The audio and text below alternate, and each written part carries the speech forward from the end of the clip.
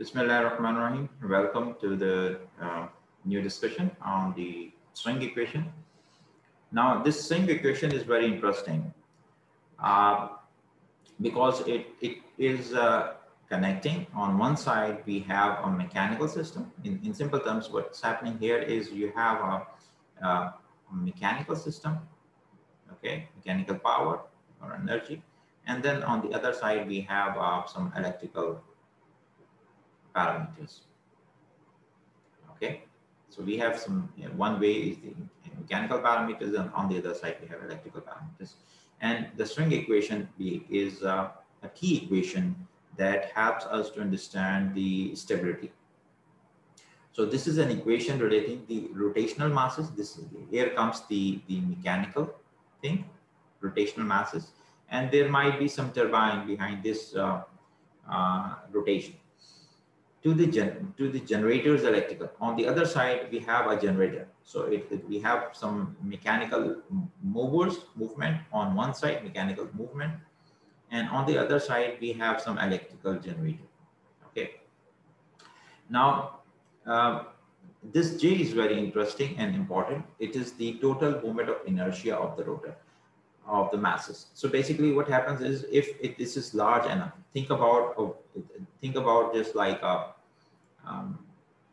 rotating mass. Think now the rotating mass of, let's say, 10 kgs, and it is somehow it is being rotated. And then we have another rotating mass,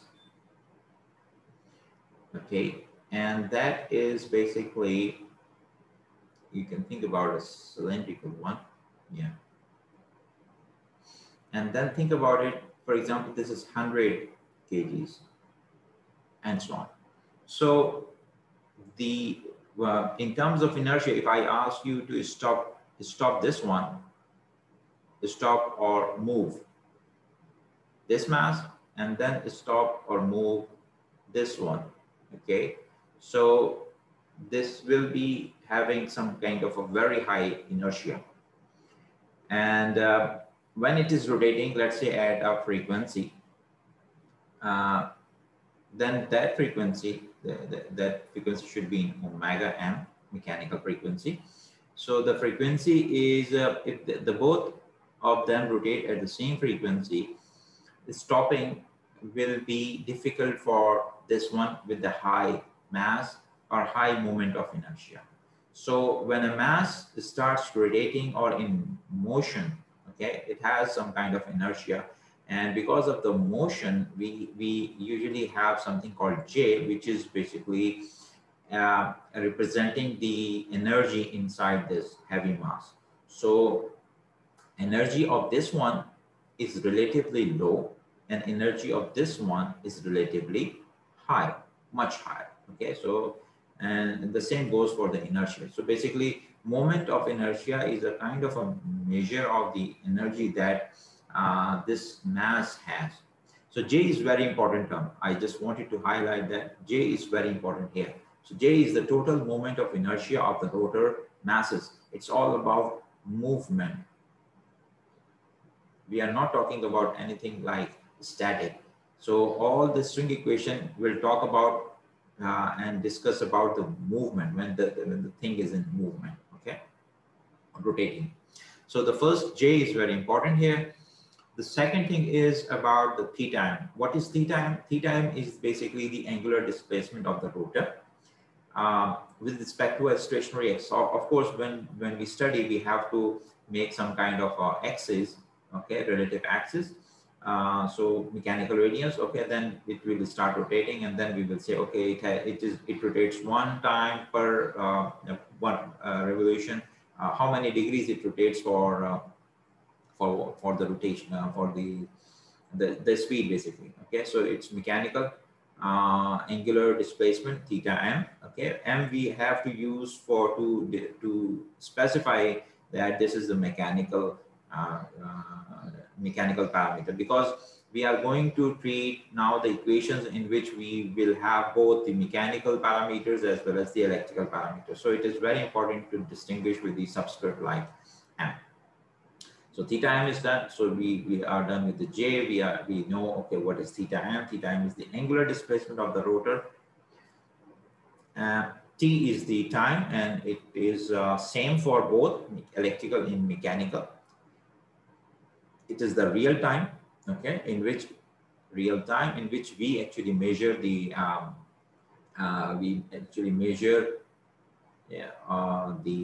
the dynamics, or study the dynamics, okay, measure or study the dynamics.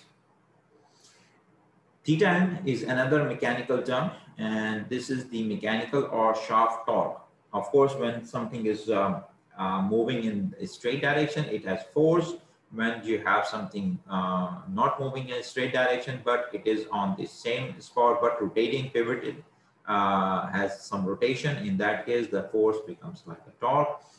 So mechanical or shaft torque supplied by the prime mover. Prime mover is basically the power behind the rotation.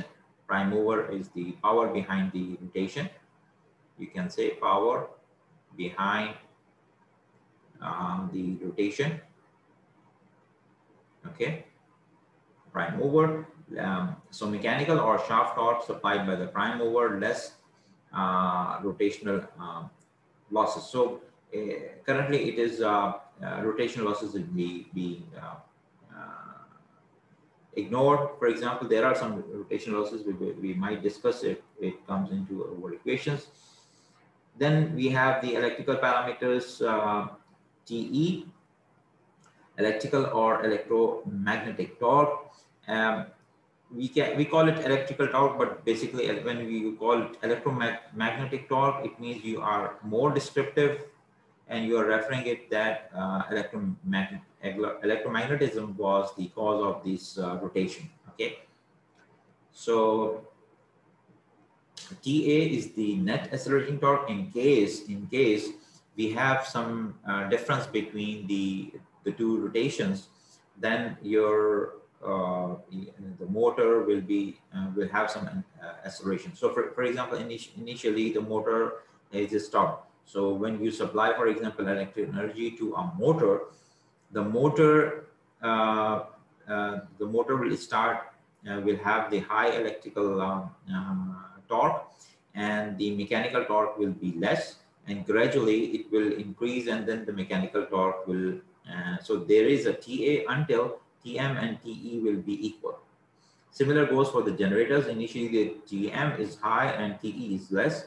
So when we have high T, in case of generators, we have high Tm. Initially Tm is high and Te is 0, but the generator starts rotating, and then we have there is a point when the electrical torque becomes equals or opposing to the mechanical torque. It's all because of the Newton's law that for every force, every action, there is a reaction. So it's basically what we are studying here is simple. Action, for every action, there is an equal and opposite reaction. So when it is being balanced, okay, we are in the synchronous motion, for example. Synchronous speed, for example, or in synchronous motion, and the balance. So TA is the sort of torque which actually refers to the transient, okay, or disturbance. Transient, by the way, transient may lead you to the stable operation, or the transient may lead you to the unstable operation. Okay, so initially, if you start, turn on the system, or you stop it in the normal start and stop, refers to this transient. But in case of some kind of if the transient is there and your system is going to unstable, it may be because of some kind of disturbance, and this disturbance can be anything like fault or some kind of other issues. So coming back here, TA is basically in a net accelerating torque. Sometimes it is 0. And when it is in action, when you have TA non equals to 0, then we have some kind of possible issues, or this may be the normal operation of the transient. So TA equals to 0 means constant frequency. For example, 60 hertz electrically are being generated. The machines are rotating and in synchronism, and we have electrically 60 hertz produced. TA is greater than 0. It means net accelerating torque is increasing. So the speed will increase and keep increasing indefinitely. So this might be an unstable thing. T is less than 0, net decelerating torque, the speed will decrease indefinitely. Okay, so now coming back here, how these parameters, these all parameters, for example, from here, the moment of inertia means the energy. Okay, so it reflects basically the energy, mechanical energy, and the parameters, for example, the motion, the angle, the mechanical torque. These are the two small parameters here. I should call them the parameters right now because I'm talking with respect to the energy perspective. We have mechanical energy, and then mechanical system is through these two parameters, for example, and others. It is converting that thing to the mechanical torque. Okay, so this is the equation, very simple equation. This is the, you can say that the Newton's law in terms of the torque, that the net, this is the net,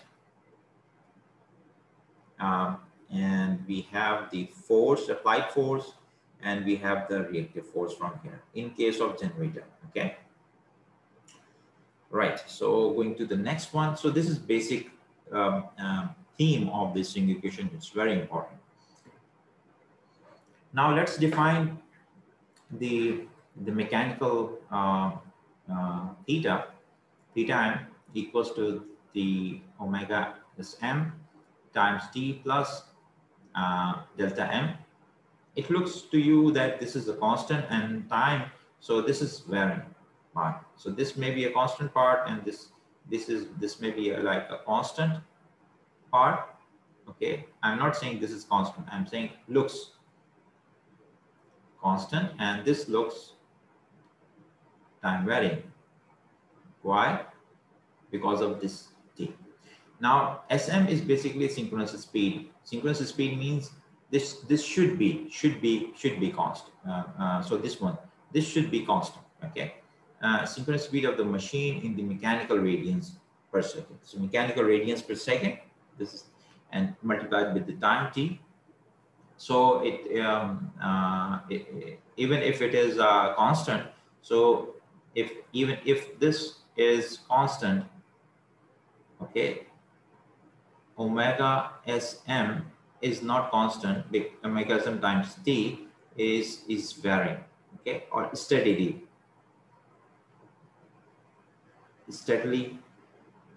constant or steadily moving. Okay. Okay, so it is, even this means moving, right? Constant speed. Okay, it's also moving, right?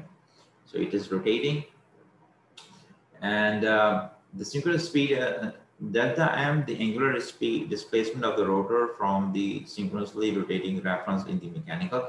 So this is the angular displacement of the rotor. Okay, so this delta m.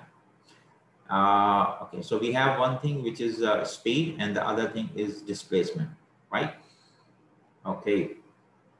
So hence the rotor angular velocity is, if you differentiate both this equation, okay, theta d, if you differentiate both of them, then what happens is we have this constant, we have d upon dt of t, and then we have d delta m upon dt. Since they are time varying, so it goes like this. And here we have WSM and plus, and on the other side we have this. So we have the rotor's angular velocity, And then if you differentiate it again, so this will differentiating again with respect to time will omit this value, and we have this relationship we will. So this equation tells us that the mechanical, let me go back here, theta m, the angular displacement of the rotor, angular displacement of the rotor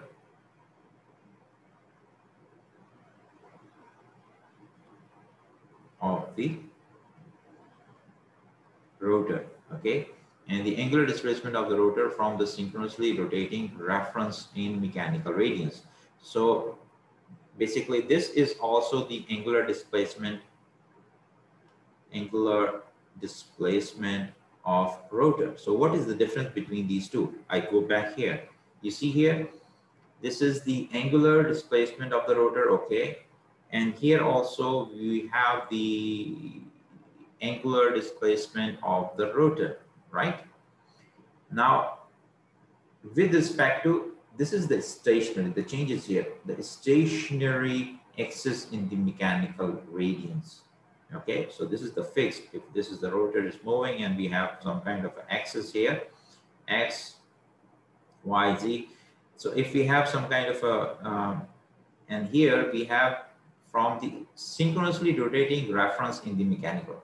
So with respect to the rotating reference, okay? And here it is with respect to fixed axis, okay? For the timing, I would like to put it like this. So theta m is going to help us in knowing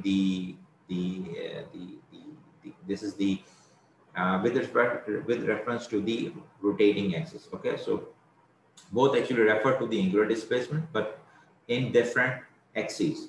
Okay, so I should write it like this: theta m and delta m both refer to the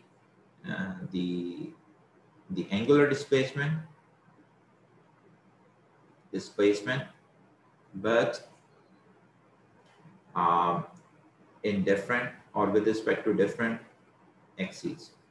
Okay, and what are those axes? We just saw them. Therefore, in terms of the dynamics, now it can be rewritten, and we have removed theta m from there, and now we have placed delta m here. Okay, so J d square delta m by d square equals to the net accelerating torque, which is the mechanical torque minus the electrical torque. Note down, this is for the generator. Okay. Now, since we are talking about, and we have always studied that whatever, the one common term is energy, and then it comes to the generator or the motors. So in our power system, what we say, we talk about their specification in terms of the power. Okay, so the specs are given in power, so not in torque.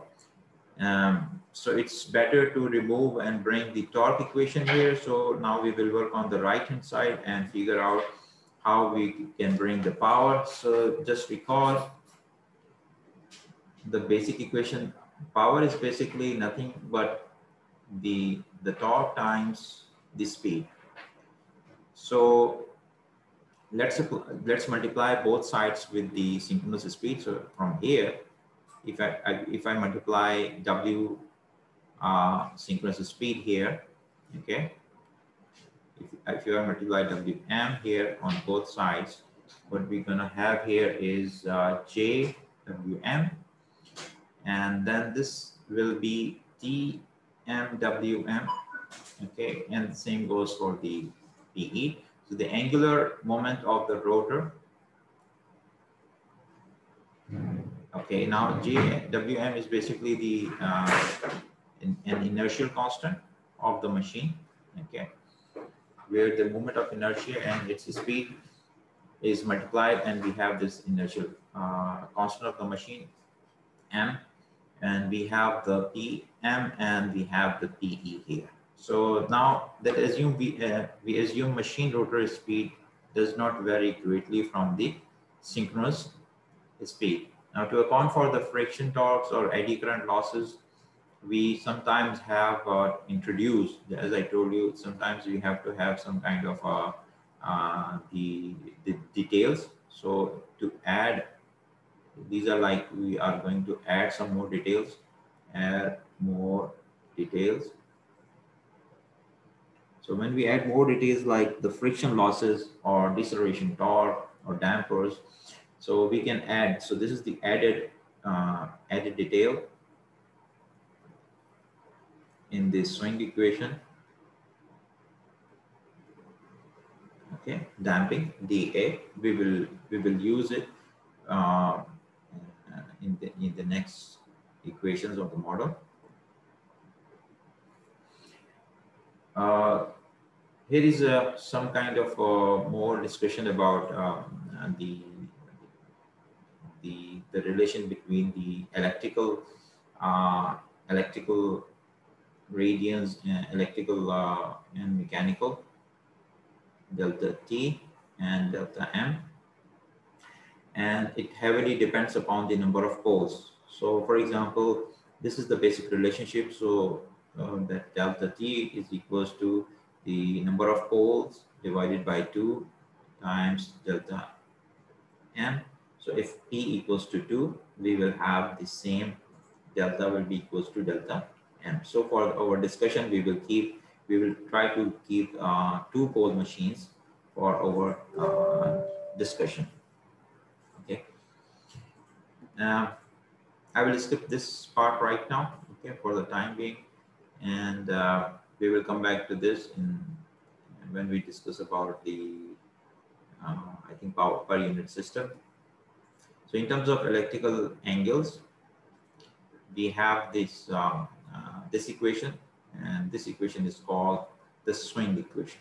Okay. Now what we have done here is let's do it here right now.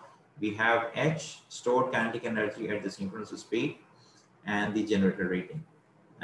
We will cover some basics about the per unit system, but let's go on. So this is the kinetic energy. Kinetic energy is half moment of inertia times the speed. Just recall half mv square.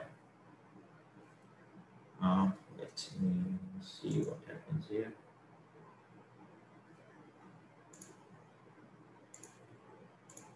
Okay. So this is just recall the energy half mv square. So we have the angular, so the m takes the place, and we will have the moment of inertia and the synchronous speed, mechanical speed. And the generator rating is the in per unit system. We use some kind of base values. So the generator rating is let's say S, mechanical. This is MEC. And so we have H basically equals to megajoules, because this is energy, so it will be in joules, divided by MV volt ampere. The rating and the generator rating is usually in mega volt ampere.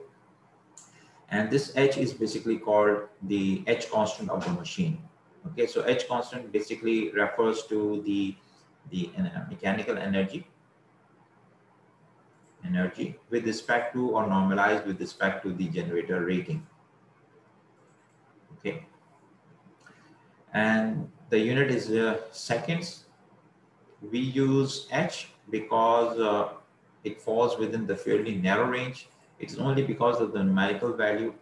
The value will be from 1 to 10. We will see from this MH value, for example, H is equals to 2 or H equals to 3. And if H equals to 10, what will be the benefit of this number? But right now, we are using this to replace the value in our previous swing equation. So the new swing equation will become 2H divided by omega S d squared delta by dt squared equals to PM minus PE minus D. This is the damping.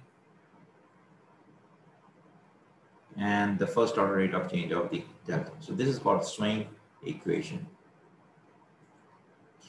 And since we are talking about the two-pole machine, so this delta is basically in electrical degrees. Omega s is the synchronous speed, which is in radians per second.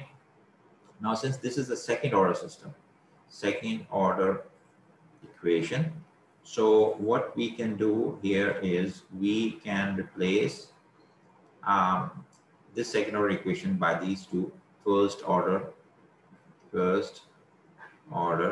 differential equations. And if you recall, these are the same two equations that we used in the first task from 1 to task 4. Okay. So now let's conclude here, add some comments about the swing equation. So the plot of delta with respect to time,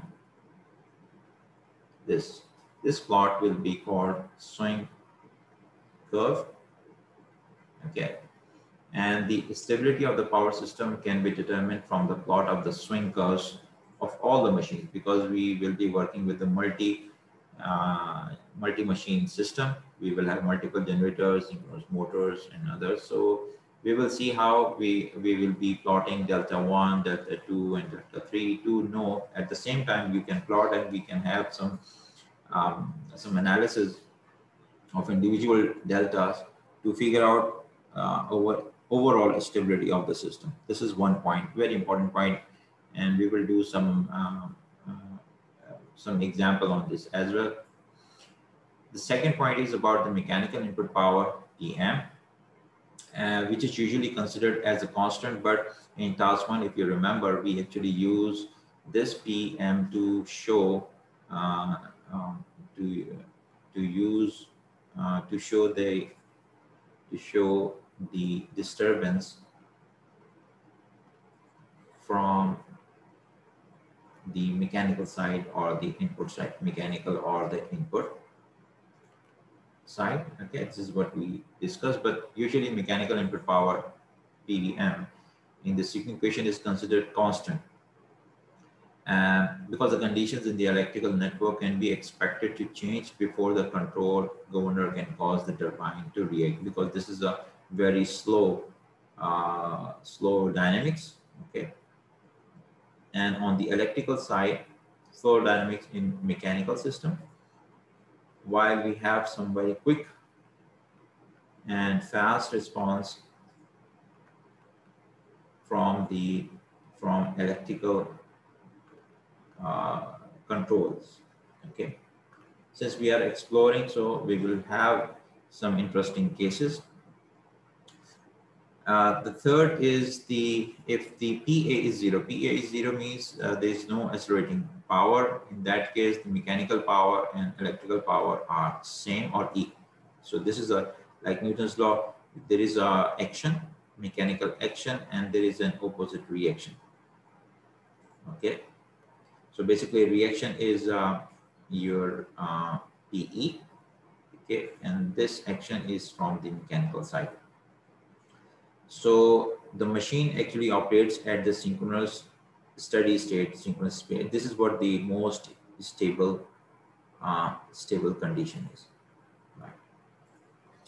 Now, the fourth point is about any change in the mechanical electrical power. It could result from different situations. For example, a fault occurs in the network, or the consumer load changes. Okay, so PE can also be being disturbed. Fifth point is about the solution of the swing equation. It is usually difficult in case of a single machine. Now you can think about the multiple machines. So we will see the solution itself, solving the swing equation, solving swing equations. Though we use Euler method or simple ODE to solve the swing equation, but in case of multiple, we will have some, and we will see what difficulties we may face. Sorry. Now there is a homework in the end. We are given swing equation here.